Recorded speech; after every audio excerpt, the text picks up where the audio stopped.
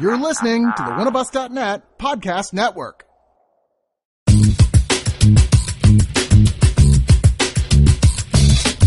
Oneofus.net has been your one-stop shop for all things geek for years. But there's a side to them many of you have never heard. The subscription side. Subscribe and listen to great podcasts like The Breakfast Pub, The Original Gentleman, and the Watch a Movie With Us series. Head on over to Oneofus.net and don't forget your towel.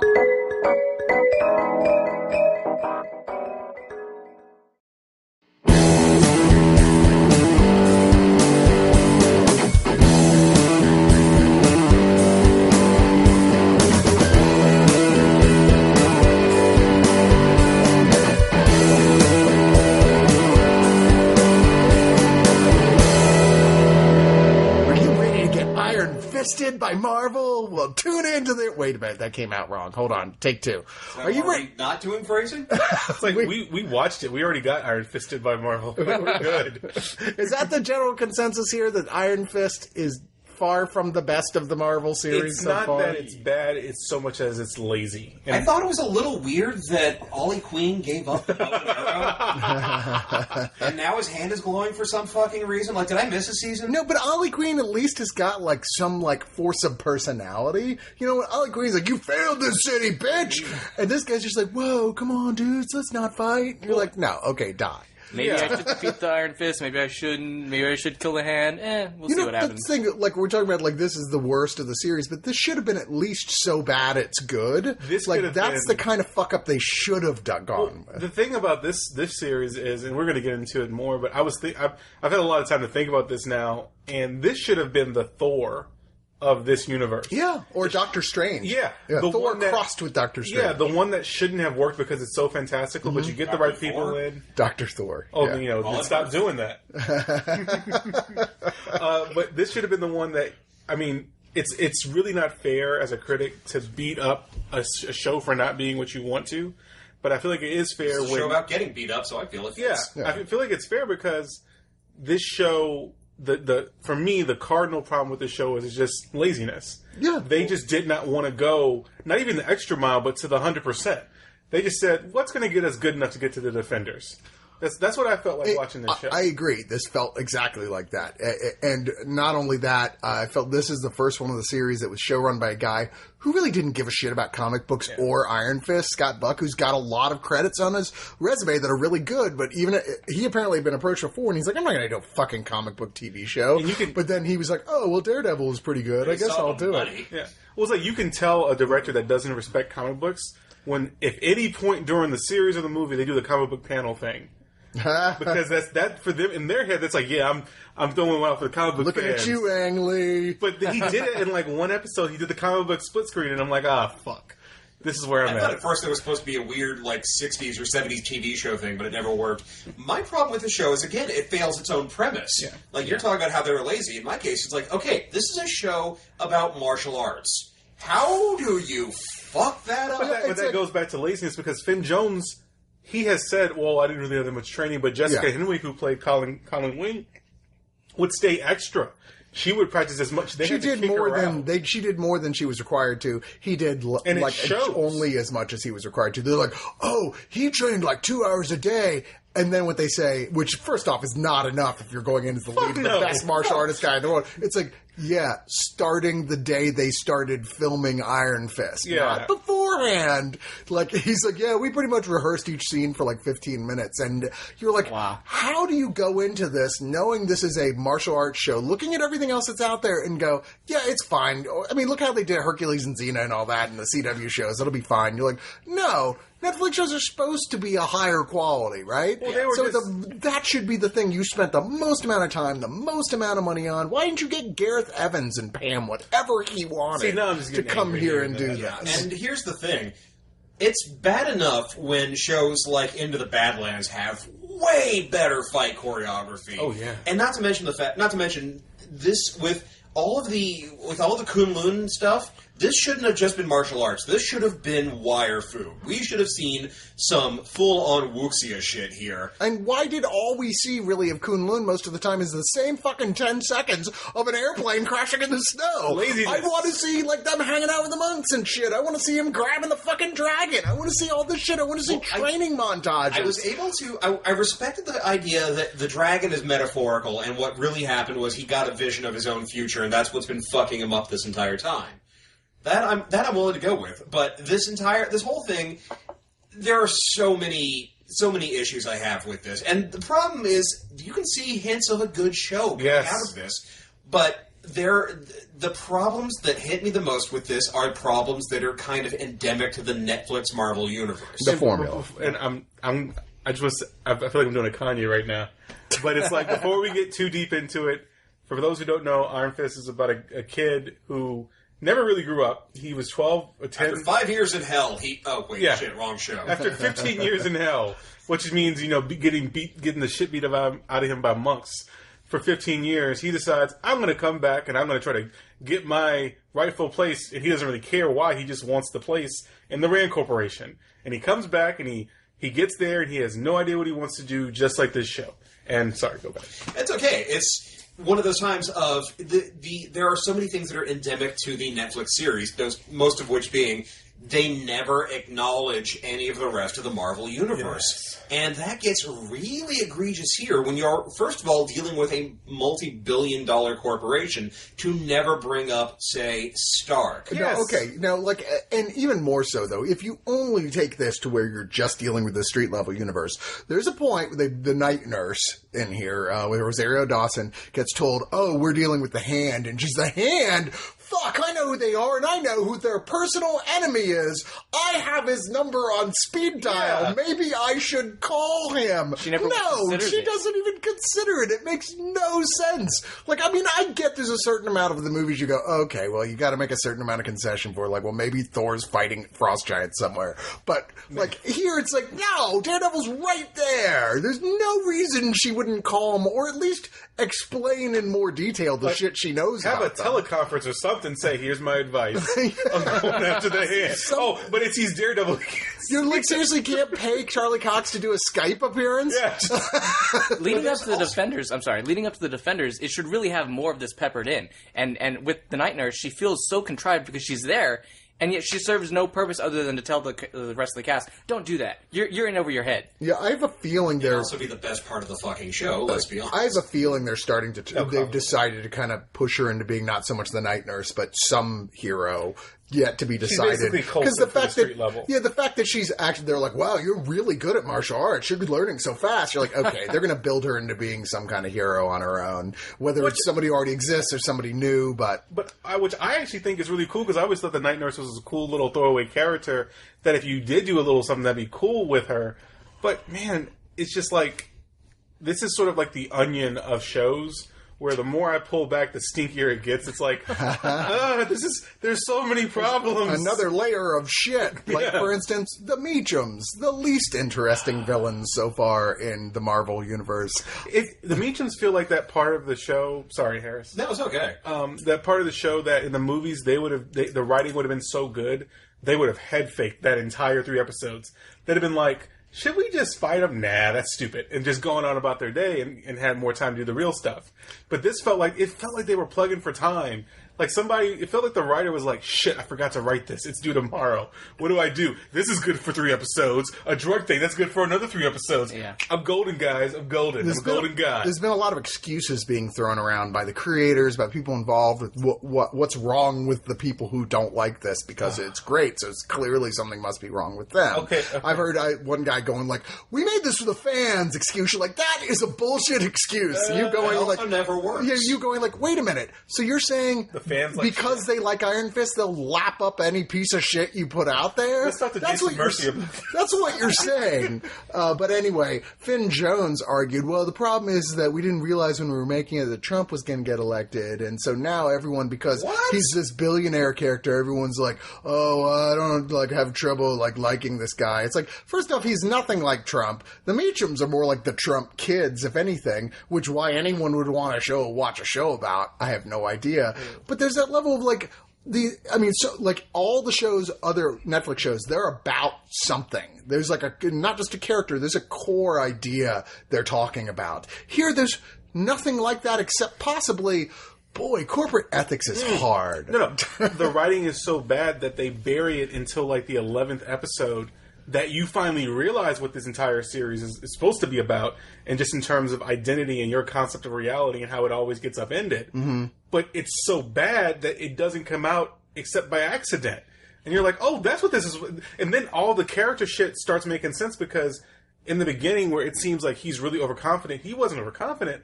He was trying to convince himself, I'm the Iron Fist, but he got such bad direction, because Finn Jones is a good actor. He may be lazy, but like, he got such bad direction that we didn't get that. We were like, whoa, this guy's sort of a dick. There's so many moments of where you could see what could have been. Because they had, like, Louis Hand in episode 8. Oh, my God, he's so good. Fucking the drunken master.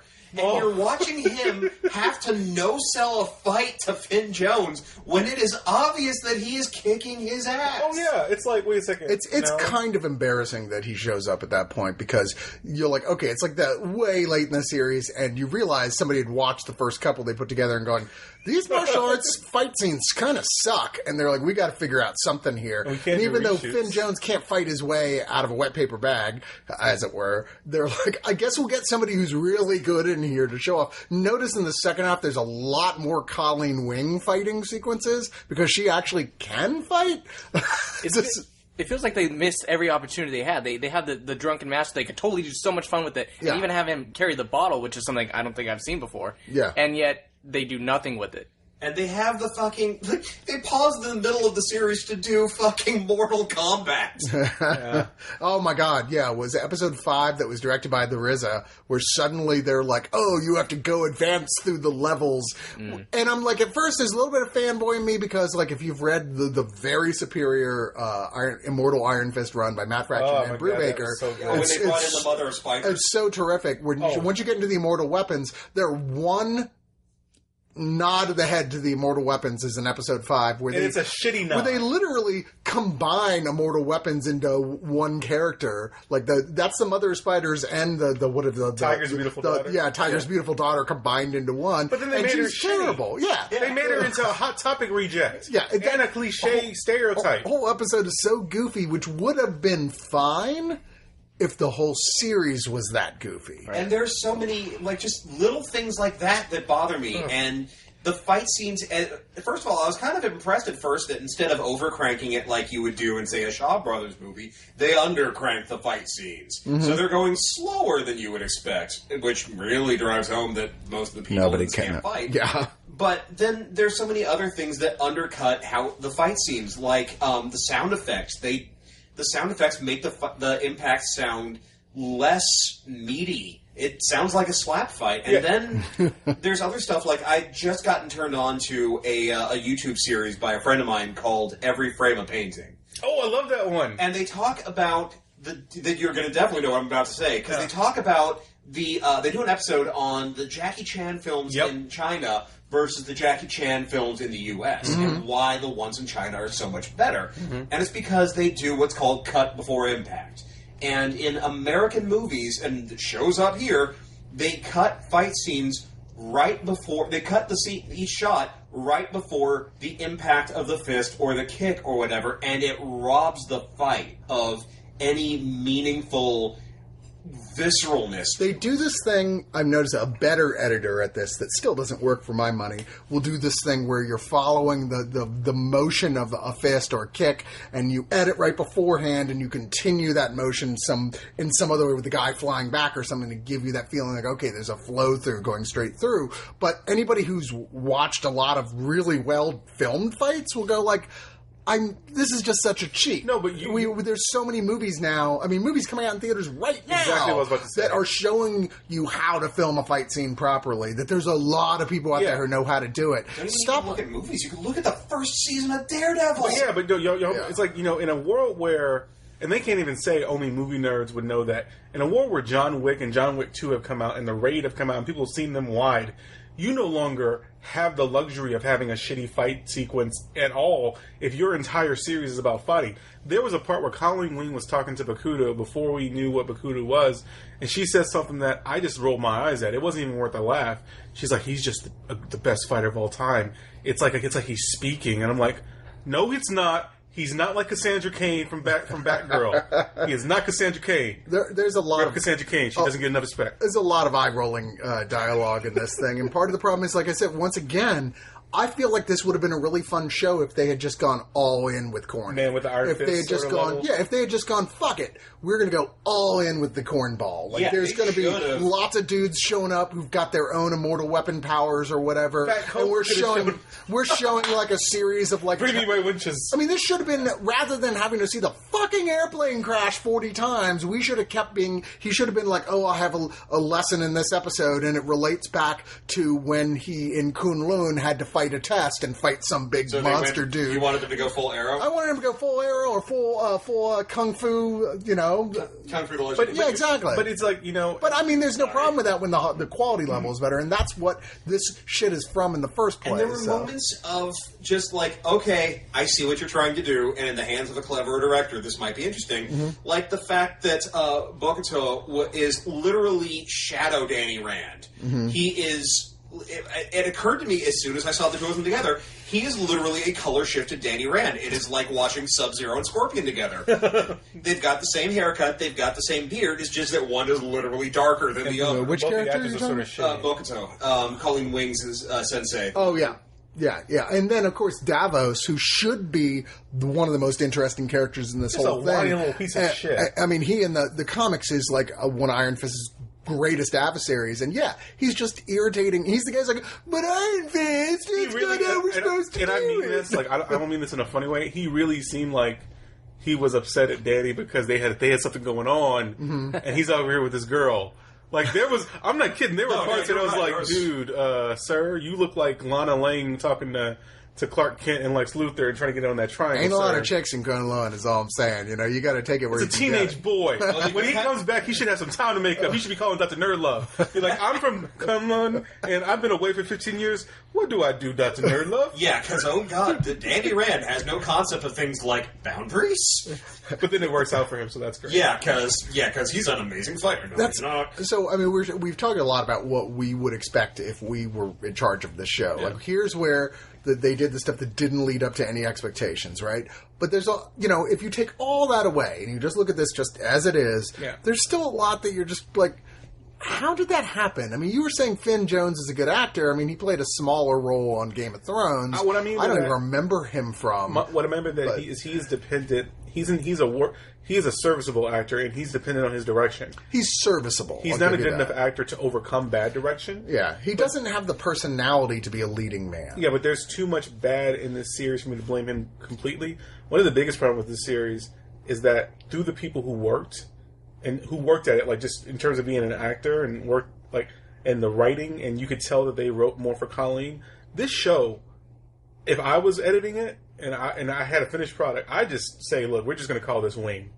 This ain't Iron Fist. Well, it should have been Daughters of the Dragon or something, because you ain't working. They really should have saved Iron Fist for Luke Cage season 2, where he comes in the same way, like in the second half of it or the first half, the way the Punisher or did in Daredevil or Luke Cage did in Jessica Jones. Either do it the complete way or secondary character. Introduce him that way. Because this should have been It should have been a Daughters of the Dragon series. I would have been more interested in seeing that. It introduces things that make the rest of it more difficult, like. There are still interesting characters in it, like Madame Gao, although now they're going balls deep into the whole she's an immortal, not just an immortal weapon, but a literal immortal, and they're introducing magic into what has otherwise been an entire series of nothing but standard comic book science. I honestly thought she was the best thing about this entire show. She's always the best. I think it's kind of telling that in the show, all of the best characters are women. Claire Temple, Madame Gao, Joy Meacham a little bit to a certain extent, but until the Colleen end. Wing, till the end when she makes a really odd choice. Colleen Wing and Jerry Hogarth. Oh, yeah. All the people who are worth watching. Yeah. All women. All the guys. Jerry Hogarth, once again, really fun to watch here. She's not in it a lot, but when she's in, they give her fun things to do to react like, how did I get in this fucking position? Why am I dealing with superhero bullshit? Is when she walks up to Danny after he's on the run, and she's like, I should do this, but fuck, I'm not going to do that. That's stupid. And that's what lawyers do all the time. It's like, I should totally do this, but that's stupid as shit. Which brings me back to... speaking, I have to do this. Bringing me back to just in general how lame the Meachams are. I mean, by the time you get to the second half of the season and they're still dealing with them, like their squabbles with each other, I'm like... Who gives a fuck at this point? Squabbles would be an improvement because they have this dialogue back and forth with, I think it's Danny. No, it's not Danny. I think it's Danny. It might be Danny. Well, let's talk about Danny. It's not Danny. This dialogue goes on forever, and they ultimately say nothing. Yeah, and then that's the first half. Second half, it's like, how could you treat Danny like that? Well, it wasn't really me who treated Danny like that. Yeah, but you let them treat Danny like that. Well, maybe Danny needs help. It's like, oh, for God's sake, Danny is actually in the show. Let's just show Danny instead of the Meachams who are boring as shit talking about Danny. What makes it interesting is, how did you guys watch the show? Did you watch it did you binge it, or did you watch it episode by episode? I binged it in 2/6, Stacey and I, we watched it 2/6 episode settings. Me too. Okay, because I noticed this when I first started watching. I was watching it with Kat, and we were watching 1-2 episodes at a time, and we were really liking it. It wasn't until I started binging it to catch up, so I could be for the review, that I was like, this is starting to piss me off. Yeah.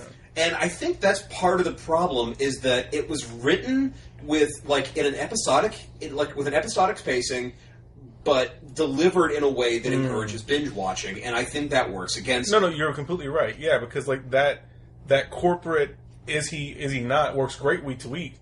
But if I can just see it the next 10 seconds, there's no meaning for that. That tension is sort of silly. Yeah, you're like, wait a second, this is not a 13-episode miniseries. Like, this is I can watch it right now. So when you have all this fake tension, I'm just like, okay, that doesn't work anymore. There were other little things that always bug me in shows, like not knowing how corporate politics actually work. Yeah. Because there was... And it's one thing if it's, okay, you don't really want to get into the nitty-gritty of how certain things work because it gets in the way of the story. But once you've established one of your characters as being this badass corporate raider and negotiator, and not only is she really bad at negotiating with people, but also she doesn't understand that they can't fire Danny from the board because he has 51% of the shares, and the shareholders elect the board and can unelect them too. He could it would take her all of 5 seconds to go, yeah, we'll just have Danny hold an emergency meeting, fire everybody, elect us back in, bing, bang, boom, problem solved. None of this whole, fortunately I hired this drunk detective, who happened to take all these incriminating photos. And again, that's another thing that's weird about this series, and every single time, they never want to mention any of the other characters by name. They go out of their way to avoid mention. But it's Madame Gao, I can understand it when they talk about the Devil of Hell's Kitchen. It's when people who know them don't mention them. Yeah. Well, but it's like they want their cake and they want to eat it too. Like, they want to go lazy on not doing the Kunlun thing and not really doing the Kung Fu stuff, but they want it to be in the city, but then they don't want to acknowledge them. It does feel a lot like somebody from Netflix said, the budget we've been giving you guys need to cut that in half. That's what this felt like. But I don't understand that. Marvel makes shit tons of money. Yeah. At this point, like a Netflix series, which they don't even release the rating to the public, it's a loss leader. You go and you just produce the best fucking thing you can so that you keep up that rep. And it's still not on levels of Batman versus Superman, but it's in that ballpark. Still not on levels of Batman. It's not as bad as Batman versus Superman. No, well, nothing is. Yeah, but I tell you, no, but it sure as hell getting to season 3 Arrow. Yeah, it's that's wow. Ooh, yeah, you're right. Jesus Christ. But even that had better fights than this. And even that had, that was part of my problem, is I was joking about this the entire time. I was like, Ollie Queen would have done a hell of a lot better job about coming back from the dead than Danny Rand. Ollie Queen would have taken the Iron Fist from him. Yeah. They're give me that. I'd love to see Finn do that, pull-up thing that Ollie Queen the does. salmon ladder? Oh, there's no fucking way Finn Jones is doing that. Yeah, he was he said in an interview, it's so it's odd we thought that you were you're not really all that bulky. He's like, well, I didn't want to go for the gym rat thing. I wanted to go for more lean muscle. I'm like, bullshit. There was no muscle. Iron Fist is lean tone sort of Bruce Lee But he's muscle. not, there's even points when you watch him flexing his arms, you're like, you don't even have muscles. Yeah, that's like me saying, yeah, I haven't been to the gym in 3 months, but for my wedding, I just didn't want to do that whole in shape thing. It's that's so cliche. I'm a fitness hipster. There's just so much about this is just so goddamn lazy. And once again, I got to come back to Joy Meacham, who I thought it's not the actress's fault, Jessica Stroke, who does as good a job as she can do under the circumstances. But they keep making her make weird decisions, you're like, oh, she's this type of character. Okay, now she's not. All the way down to the very end, which, at this point, we assume you've watched the show if you're listening to this, the fact that after everything she's seen and everything she's been through, there's no reason for her to go, yeah, let's kill fucking Danny Rand. You're he sacrificed himself what? For her. You know everything that happened, and you're all of a sudden, why? Because if you look in the comic books, that's what happens in the comics. But they don't take the time to make sure that's something that makes sense in this show. That's one of those things that is so frustrating because you can see hints of an amazing show in it. If they had done things, and this is now getting into if I had been running Netflix, they should have had Danny be homeless for a hell of a lot longer than they did, and made his getting the corporation back a much more of an ordeal instead of a 3-episode done. Because then it would have made things a lot more interesting instead of having a guy who's basically at the head of Wolfram and Hart. Yeah. Yes. That's one of the few things I liked about it in the beginning anyway, is you start out with, you got all the Meachams, and they all have different wants and needs, and they're all going about it in a different way. But like you said, so Joy's, she's going about trying to get what she wants, and then out of nowhere, she betrays that. And even Madame Gaude betrays that too. When she sets up the fight, and then she totally lies to him, and then later says, I've never lied to you, Danny. I've never lied to you. Mm-hmm. And then she's like, what do I care for honor? It's right. That was the entire fucking That's exactly what you are. But that was another example of one of the things that pissed me off most about the show, is that Danny is such a spoiled baby in this show. He is the ultimate... But you said... He does that a lot in this show. That's sort of like, oh, but I thought it was going to be like this. You spent 15 years in Kunlun learning martial arts and inner peace, and yet anytime anything even slightly irritates you, you throw a huge tantrum. And loses his power of the Iron Fist for half an episode, so he can come back at the end. Exactly. That's not the way the Iron Fist works. It's not erectile dysfunction. You can't lose it it's like getting your balance back. I just don't know how to get it back. It just happens. I need to center my chi, which is kind of a cheat for the writers. We've been talking a lot about, what's wrong with the show, and there is a lot. Mm-hmm. But I would like to just say a few of the things I liked, which the best fight in the series for me was Colleen Wing versus Bakutu in the rain, in that area where it was in John Wick where Adrian Padalecki got killed. Right in Central Park. Yeah. That was amazing to me. You've seen John Wick a few times, haven't you? Oh, I've seen the first one 10 times and the second one 5 times. That's also, I'm pretty sure that's also where they drop everybody off for Thor to take back to Asgard. It's just a great suit shooting location. Everybody loves it. That's where Chuck and Blair got married in Gossip Girl. Oh my God. It's deep geek cut right there. Geek? I don't know about geek. I don't know. Yeah, I don't know what that is. Gossip Girl was the truth, man. I don't know if that's deep cut or seppuku. I'm fine with it. No, but I really liked what they did once you got over the stupidity of her not calling Daredevil with Claire Temple. I like that they're going to turn her into something else. I just think they got to do something with Danny. You have to do something with Danny Rand so that when Luke Cage meets him, he's not like, who the fuck are you? You're sort of really fucking lame. Right now, Luke Cage would hate Danny Rand. Would hate him. Yeah. It would just be like, you are the most privileged white boy. Oh my God. Oh, Daredevil's going to have the same reaction to him, too. It's like, what is with your whiny ass? Like, you're rich, dude. And he's untrustable. The one thing I am looking forward to is when they try to explain all of their powers. Because it's like, Daredevil. Well, I got hit in the face with nuclear waste, and it gave me this radar sense. To be slightly not blind. Took away my sight. And Jessica Jones, we ran into the back of a truck, and I'm pretty sure it has something to do with nuclear waste. Luke Cage, I was subject to illegal experiments in prison, and, they probably involved toxic waste somehow.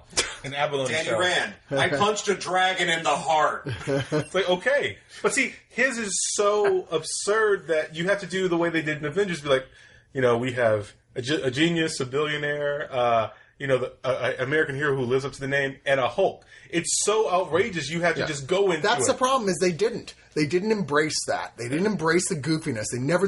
They stayed away from it. They're like, we don't even want to really acknowledge that that's what's going on here. They were Democrats about it, yes. Yes, I suppose they were. I say that as a Democrat. I know. I hate that you're right. But nonetheless, that is true. You were talking about things we liked. I do like Jessica Henwick overall as Colleen Wing. She clearly had more commitment to this role than anybody else in this series, except for possibly Rosario Dawson. And I will say as well, David Wenham as Harold Meacham, despite he's a character that goes nowhere. I mean, he is a prop of a character to get other characters where they need to be. Had some bad use. He's just chewing on the wallpaper like, But he's doing his best to be entertaining on the screen. He's trying so hard to out-act his haircut. Tom Pelphrey as Ward Meacham, I don't know, has he ever acted well in anything else? Because you couldn't tell by watching this. He has decided that he is playing a very specific type of character, and he is bad at it. The only time he liked the fact that he was playing a character who is been thrust into controlling something that he can't actually control. So he's kind of like, Don Trump Jr. I was going to say Don Trump. That too. No, Don Draper is competent. Yeah. So I can appreciate that, the way he was portraying that character. So that much I liked. And I love Claire Temple as the sole voice of reason in this, being the one character to go, you're all fucking idiots. Except being the person who doesn't just call fucking Daredevil on the phone. And Jessica Jones. And Jessica Jones. And be like, Luke, I need you to get a weekend pass. Somebody. It's all three of them were previously engaged. Also, I'm willing to bet you that this is going to happen. I figured this out after she grabbed those claws and said, these are mine now. She's going to be White Tiger. Yeah, that's that what I was makes so much sense, too. yes. Yeah, I think because they're kind of setting up now. We actually just did a commentary with Cargill for Doctor Strange, and they're basically setting up the character on there as the night nurse, saying, okay, in the movie universe, what's her name? Rachel McAdams. Rachel McAdams. I mean, she's named the character. The time travel named after one of the two night nurses, whereas Rosario Dawson is not. So it's like, okay. They're saying now, they're putting their foot down and going, that's the night nurse. That makes sense thematically. So because I think they're going to go, like I said earlier, and push her, Rosario Dawson, to, okay, she's another. No, you're right, because there was a line, and they'd never done a line like this before in Luke Cage, all the other ones, where she goes, I talked to my mom, and there seems like it'd be a reason I can't get away from these people. Mm-hmm. And they're probably going to be like, oh, and I found this necklace and that my grandfather had, and it put it on and had power. They're going to do some kind of hand-wavy thing. But, man, if you gave me a series just starring Rosario Dawson, actually, can I tell y'all a story? Oh, boy. This is it involves Rosario Dawson. Ooh. It's one of the only reasons I've had a bunch of friends in my life. I've been blessed to have a bunch of friends. But we've been blessed to have you as our friend. Thank you. And I'm sorry I talk so much. But your advantage. Yeah, the only friend I've ever had that I had to basically break up with. Rosario Dawson? Not Rosario Dawson. You never break up with Rosario Dawson. No shit. I remember we were working at a movie theater, and we were counting down the tills one day, and he goes, Elliott, just out of nowhere. He goes, Elliott, I just could never get with Rosario Dawson. And I'm like, why? He's like, oh, she has too much black in her. What? And I'm like, whoa. We can't be friends anymore, sir. Based on, wait a minute, she has too much black on her? Because, I don't even understand that statement. So, that definition, anyone more black than Rosario Dawson is automatically not on your list of people that are worth And following. He's like, well, why are you getting so upset? I'm like, you don't understand?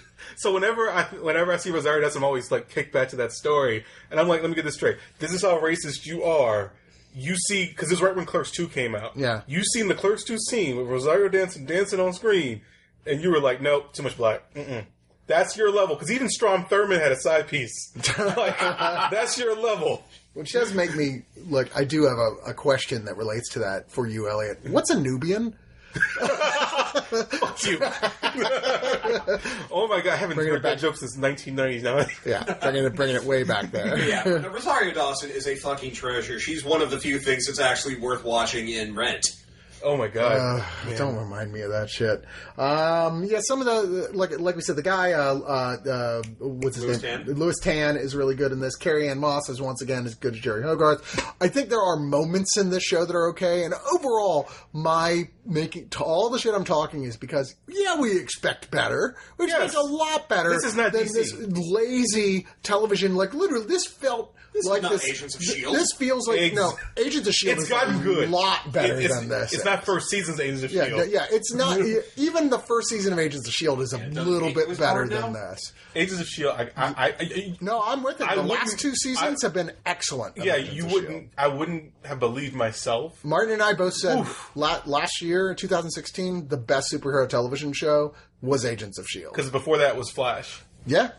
And then you got Legends of Tomorrow, which got really goofy. Yeah, I mean they've gone full blown this season. Like we're just indulging in it. We like where George Lucas has appeared in it as a character. This past episode, J.R.R. Tolkien appeared as a character. Randy Lambert put it the best. He's like, Legends of Tomorrow is the best show from 1996 I've ever seen. And I'm like, yes, it's that show that came on WB or UPN at like 5:30 on a Saturday, right after Jack of All Trades. Yes, Briscoe County Jr. It's much better. It's a much better American Doctor Who than the actual American Doctor Who.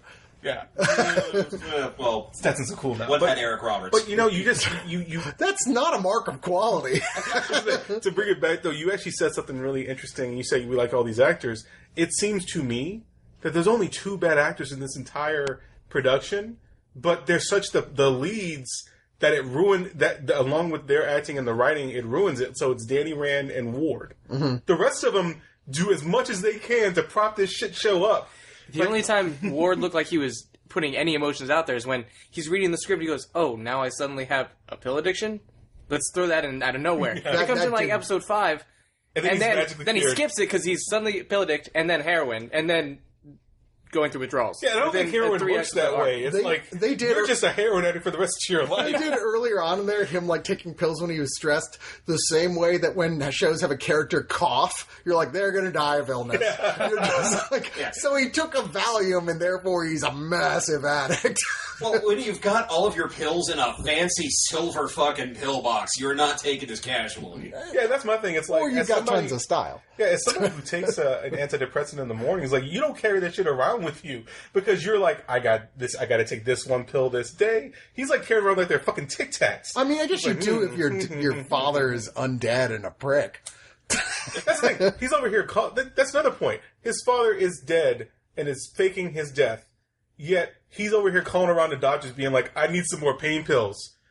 You could probably, in terms of like Will Smith said in Suicide Squad, you could probably white people that shit.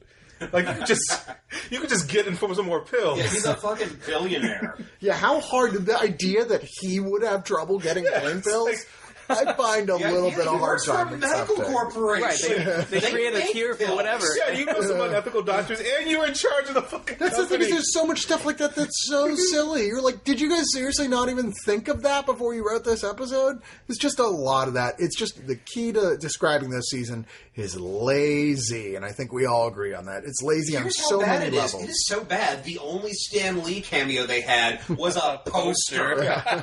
And lazy, but also, and this is something I was debating whether I was going to talk about a little bit, but before we end, it's so lazy and it's done so poorly that they undercut their argument, and it deviates so much from the comic books. They undercut the argument why it couldn't have been an Asian actor. Because the Drunken Master was apparently leading in casting until Finn Jones took it. Imagine this series, same plot, but with the guy who was the Drunken Master, it'd have been a lot better to me because even if we don't like the story, the action would at least been better. Fights would have been awesome. I think you also would have had more stuff to talk about in terms of not being about anything if he had been an Asian American actor and talking about how even in Kunlun he was kind of rejected by people in that part of the world because, you're just an American. Yeah, talk about interracial differences and even if the different You got Koreans, you got Japanese, you got Chinese. Just talk about that issue. I don't think that's a quality that ruins the show or anything. No, but I don't think it's essential. Can't say... But they got nothing interesting. Exactly. Like, they can't say it was essential for this incarnation of Iron Fist for him to be a white guy with blonde hair. You could have, like, I've been, like, putting this together in my head. It's like, you could have had that guy who was the drunken master die in blonde. I mean, I get... And have him come back and be like, yeah, I'm just... Marvel's still a little scared to move away from, like, these characters have always been this in the comic books, and now we're going to make them this. I mean, I get that to some extent. It's like, there's a long history of how branding works, and you go, that's that. I think this would have been a great example to go, well, is there any good reason we couldn't switch him up to an Asian American? But I'm not... But I don't think it's whitewashing by definition. No, it's not whitewashing. The only people saying that are people who've never actually read Iron Fist. Well, it's like, I mean, anybody who's saying that it's whitewashing when it's categorically not, it's related to the origin of the character, you have a problem with the origins of the character, not the current incarnation. It's not whitewashing, it's white savior. Yeah, it's like Anita Sarkeesian said about the new Breath of the Wild Zelda that, it relies on the stale save the princess trope. You haven't played the game if you think that. Because Breath of the Wild, she's been fighting Ganon for 100 fucking years by herself. So it's like, that's the level of criticism if you're saying that this is whitewashing. It's just not. Now, on the other hand, if you're not going to stick to the comic and you're going to do this shitty of a job, you then lose your argument that we tried to stay close to the character as to why you couldn't. I don't even think it's white savior, because Danny's just trying to save himself. He spends so much time navel-gazing in this fucking thing. And Colleen Wing ultimately probably didn't actually need him. She had no Rosario Dawson. If it got too bad, she would have called Daredevil. Her and Rosario Dawson should have gotten together. I'm just saying. That's just my fan. I don't think there's anything inherently offensive. I just think this show's so uninteresting. It would have been this would have been the time for Marvel to step up and go, fine, let's do that, actually. We'll see, some people are going to have a fit, but only assholes. And especially coming off everything and I'm not trying to, it's just especially like everything that came off of Doctor Strange, this would have been a very easy, this could have been a hey, here. Yeah, exactly. Like, seriously, anybody who's going to scream and yell because he's white in the comics and Asian American here is somebody who you probably should immediately take off your friends list. Yeah, even like the hardcore Tumblr people would have been like, okay, I guess Marvel learned. If they're hardcore Tumblr, do you call them gymnasts? Like, is that what we call them? Get out!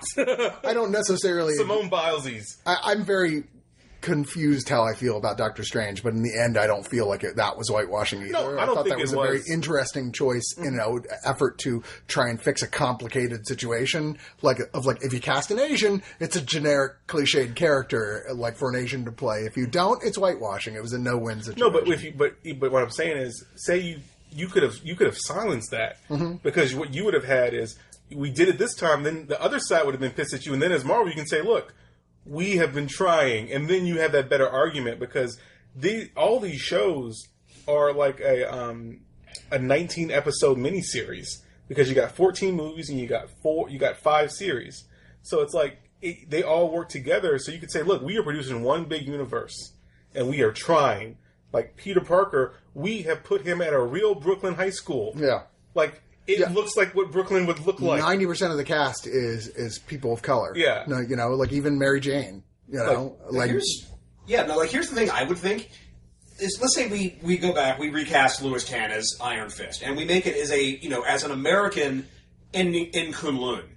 Iron Fist 2, and they bring in Shang-Chi. Yes. Now you have someone who is from the mainland, who has been living this his entire life. And that's such an interesting thing. And you've got an American, never mind the fact that he's Asian, whether or not he's Chinese descent, Korean descent, mix, whatever, who's shown up out of nowhere and kind of claimed what, to a certain extent, a cultural birthright from someone who grew up with it. Now you got some interesting conflict.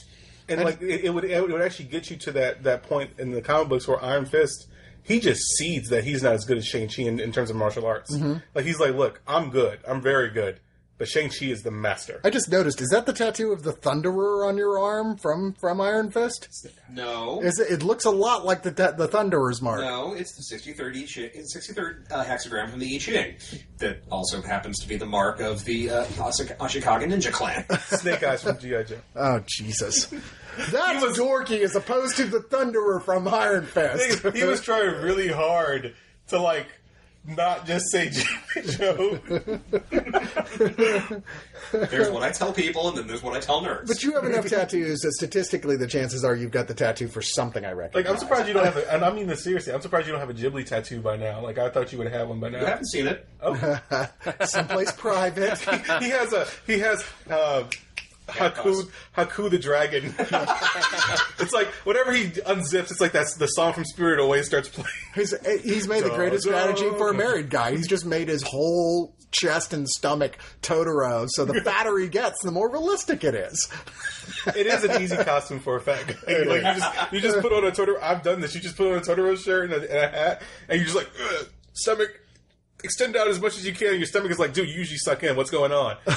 Another option is you just grab a little pig nose and some sunglasses, and now you're Porco Rosso. It's appropriate now. It's like I'd rather be a pig than a fascist. All right, we've gotten a little bit off topic. A little bit. Let's go to final thoughts. TJ, let's start with you.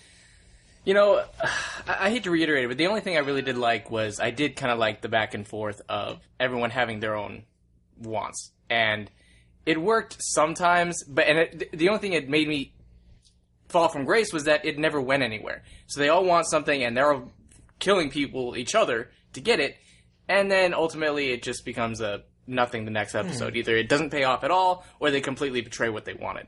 Going back to what Harris said. Elliott. How did that even happen?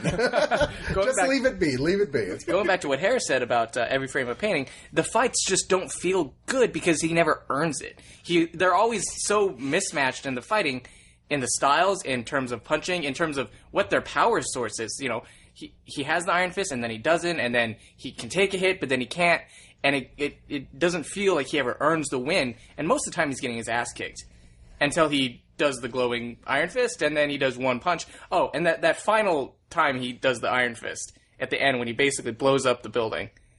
It was laughable. It could have been laughable. They could have been gone with you, steer into the corniness, but they didn't. They played it off like, man, that was his finishing move, and everyone's beat to shit. Even though Harold, who broke his hand on kneeling on glass but not moving, is bleeding to death. And then in that scene, when there's flying glass, he's barely got a cut. I don't get it. But ultimately, it was just draining in that it never went anywhere. And it was boring, you know. So if I had to give it a rating, I would say 4.5 ninja stars that would be made out of aluminum foil that don't seem to work. More like pixels. Yeah. Did anyone else at first think that they brought in Bullseye for that? Yeah. For a second. Yeah, for a hot second, that was going to be really exciting. What about you, Elliott? You know, I've been going back and forth, but I'm going to give this a bit of a higher rating than y'all probably expect. There's a lot of... I'm like just getting ready for it. Like, shit. I give it a 9 out of 10. No, but like, this is... The writing is not good. The direction's not good. The production's not good. Because I feel like the ultimate thing that made this series not as good as it could have been is Marvel decided it wasn't necessary. And that to me is really worrying because that's not what Marvel's done up till now. Marvel has said whatever it takes, we want this to be good. And if this is now just, unless they learn from this and just steer back away from that, I'm really worried that we're going to have a situation where they're resting on their laurels and thinking, well, we got the movies, and that's going to creep into the movies. Yeah, you got Kevin Feige overseeing the movies and Jeff Loeb overseeing the television. I didn't know that explains everything. Yeah. Like, Jeff Loeb, I love you. I feel bad that your son died, but dude, you got to do better. Yeah. Like, and I'm sorry that's harsh, but... If he hadn't learned by now, he ain't gonna. But, I mean, but to go back, but like, if you had given this the proper budget, I mean, this thing deserved 3 times the budget it got.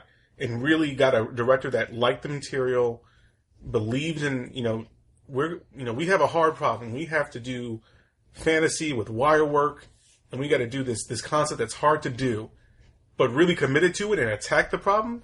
The entire series, I felt like I was watching people who were cowards. They didn't want to at least try. Like, it's the reason why something like Batman vs. Superman, at the very least, you can tell they struck out swinging. That's true. They were swinging. It wasn't for lack fences. of trying. It was just on some high level, there was nobody going, that's a stupid idea. I agree, but it's like, at the very least, you could tell it was like Casey at bat. It's just, I'm trying. This one, it was like, we're just going to bunt. Yeah. This is just going to be a straight bunt, and you have people on the edges, the actors, the two actors that weren't Ward or Danny Rand, trying their hardest to bring it up, and that's the reason I'm going to give this 6 badass sword fights out of 10, because I did enjoy those other characters so much, and because I respect people who know they're in a bad situation, but try to save something. I can respect that so much because I've been in that situation, not in terms of acting, but just working and going to school and stuff. Because it's very easy when you're in a bad situation to pull out and say, fuck it, it's not my fault. But you got people who are like, well, shit, I'm in this. Jessica Henwick, I'm going to work as hard as I know how to work. Rosario Dawson, I'm going to bring it as much as I can. Like, these people who are working. So, because I enjoyed theirs, I got to give this 6 badass sword fights out of 10.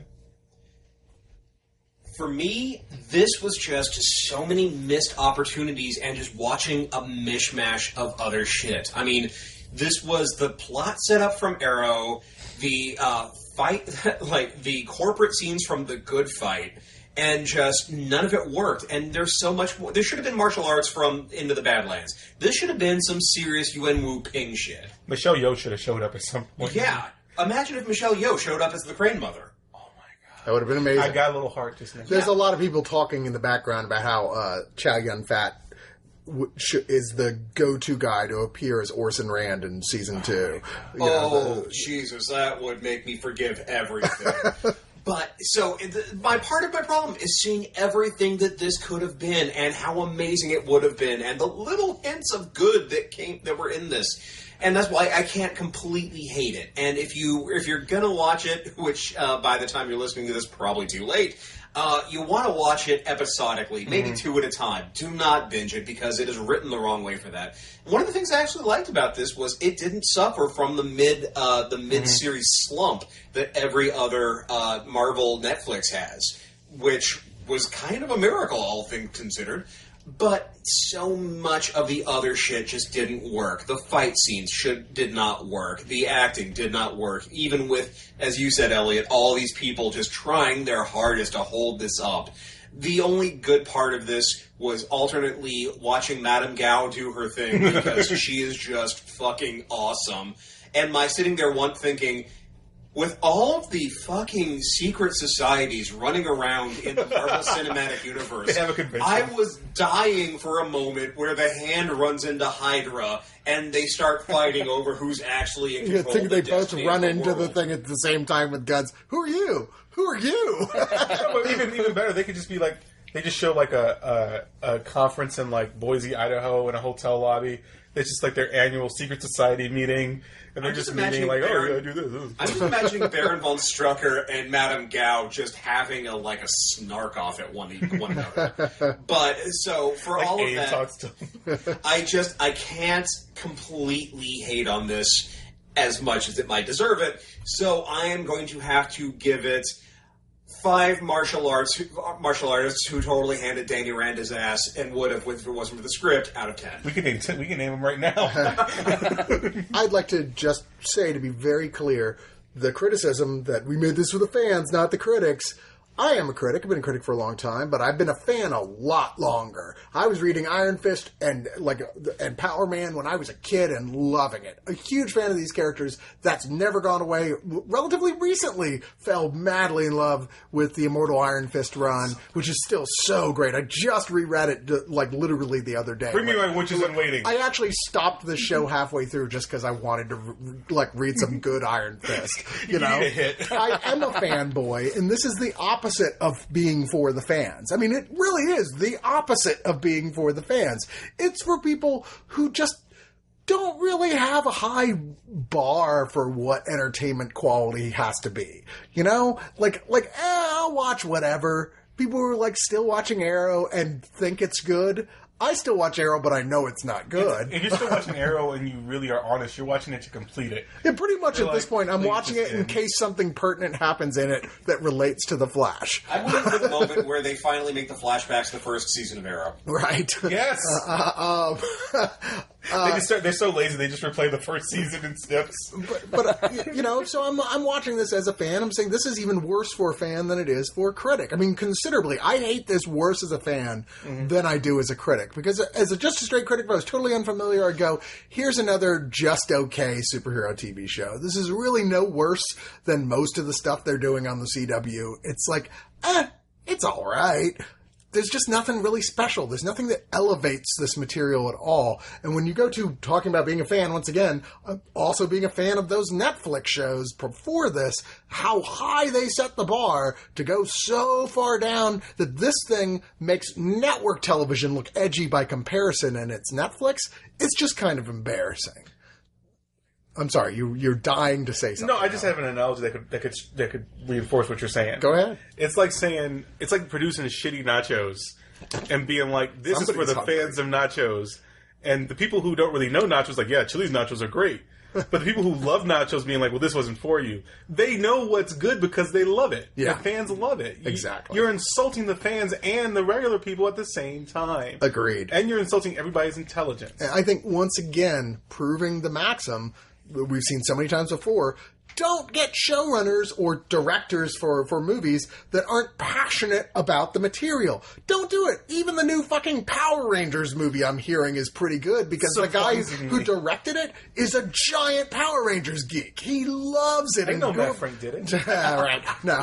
David Israel talked extensively like, oh my god, I love the Power Rangers so much. Yeah, so of course he made a at least passably good Power Rangers movie. This is by someone who seems to have no interest in this character. In fact, I would be surprised to find out that Scott Buck even read the Ed Brubaker, Matt Fraction run of this character, because I can't see any evidence in here that he did. You make a great point, because people who love the characters, like the guy who directed Power Rangers, you can wade through all this shit as a fan and get the thing you like about it. Mm-hmm. And what he did is he obviously liked the relationships the most in Power Rangers, and he really brought that out in Power Rangers, and he didn't have that in Iron Fist. At this point, I'm just looking forward to the honest trailer where they refer to him as One Punch Man. He does not deserve One Punch Man, thank you. He is not Saitama. But yeah, I got a little bit too in the end, I give this 3 out of 10 times that the Iron Fist actually just looks kind of gross. Yeah, he looks grody. It looks weird, like you're like looking inside his hand. You're like, ooh, stop that shit. He's like the guy that starts college and like doesn't want to take a shower. No, but I mean the Iron Fist itself. When it's glowing, it kind of looks like you're seeing his inner tendons and shit. You're like, I don't want to see that. What is that? Yeah. Ew. It's like when you hold your hand up to a flashlight, you see all your veins. Yeah, exactly. That should be healthier, but they're not. I think you just nailed how they came up with the look of the Iron Fist. Scott Buck was sitting around getting high with one of his friends. Like, whoa, dude, check it out. It's the Iron so Fist. Veiny. That was a thing unto iron. Iron. Iron. Iron. Iron. Iron. Iron. Iron. Iron. Iron. Iron. Iron.